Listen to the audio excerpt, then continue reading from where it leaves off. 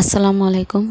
কেমন আছেন আপনারা সবাই? আশা করি সবাই ভালো আছেন। আলহামদুলিল্লাহ আমিও অনেক ভালো আছি। আমার ননদ মুরগিটা পাঠাইছে, দেশি মুরগিটা রান্না করতেছি। এই মুরগিটা ডিম পাড়া মুরগি, অনেকগুলা মুরগি ছিল, বললাম 40টা মুরগির মতো। এই মুরগিগুলাই অসুস্থ হয়েছে। যাক আলহামদুলিল্লাহ, যে মুরগিগুলা ভালো ছিল এগুলা খেতে পারতেছে, সুস্থ, আল্লাহর রহমত। এগুলা অসুস্থ, আমাদের কোনো সমস্যা হবে না। আর চুলার উপরে আগুনের ভিতরে রান্না করলে অবশ্যই এইগুলা বিষাক্ত ছাইরা দেয়, মনে হয় না যে আমাদের কোনো ক্ষতি হবে। আলহামদুলিল্লাহ, আল্লাহর কাছে অনেক শুকর যে 2টা রমজান চলে গেছে। বলতে বলতে দেখেন দুই রমজান কিন্তু পার হয়ে গেছে। রহমতের মাসগুলা যে কিভাবে চলে যায় বুঝাই যায় না, আর টেরও পাওয়া যায় না। রহমতের মাসগুলা এমনিতেই চলে যায় মনে হয়। প্রথম রোজা যখন আসছে তখন তো আমার খুব আনন্দ হয়েছে, মানে এত আনন্দ মনে হয় আমার জন্য নতুন একটা ঈদের মতো এমন লাগছে। মানে মনেই হয় না যে রমজান না ঈদ, এরকম লাগছে আমার থেকে।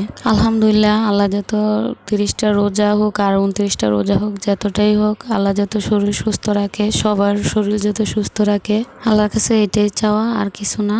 আল্লাহ যত ভালো রাখে, সবাইকে সুস্থ রাখে, তৌফিক দান করে যত রোজাগুলা রাখার জন্য।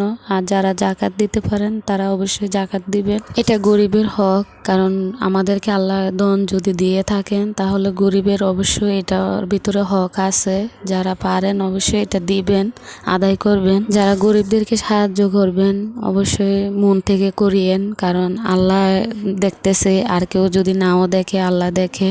এটা আপনার ভাগেরটা দিতেছেন না, এটা মনে করবেন এটা ওদের হক তো অবশ্যই দিতে হবে। যাক, এতক্ষণ ধরে অনেক কথা বললাম। আসলে ছুটি হয় অনেক দেরি করে, 5:30 বাজে আসতে হয়, তাই এর মধ্যে অল্প করে ইফতারিও রেডি করতে হয়। অনেক সময় তো ইফতারিও রেডি করতে পারতেছে না। এখন কিছু করি, আমার মেয়ে বড় হয়েছে। আমার মেয়ের মাশাআল্লাহ এখন 11 বছর চলে। ও করে, আমার শাশুড়ি আছে, আমার শাশুড়িও করেন, দুজন মিলেই করতেছে। আমরা দুজনের একজনও সময় দিতে পারতেছি না, কারণ দেরি করে আসতে আসতে দেখা যায় ইফতারির সময় হয়ে যাইতেছে। মুরগিটা রান্না করছি কত শখ করে জানেন, এক পিস মুরগির মাংস খেতে পারি না, এমন যে খারাপ লাগছে।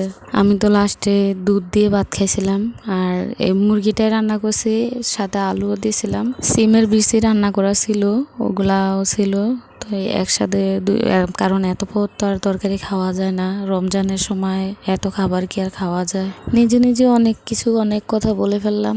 আসলে আমি কাজ দেখাবো করে আমি কাজ দেখাতে পারতেছি না, আমার অনেক চাপ চলতেছে। তা আমি রান্না বান্নার সাথে পাশাপাশি আমি নিয়ে আসবো, কাজও নেব, কিন্তু এখন সময় দিতে পারতেছি না। তাই এই জন্য আপনারা কেউ কিছু মনে করিয়েন না। যদি আমার ভিডিও কথা ভালো লাগে থাকে তবে আমার পাশে থাকেন।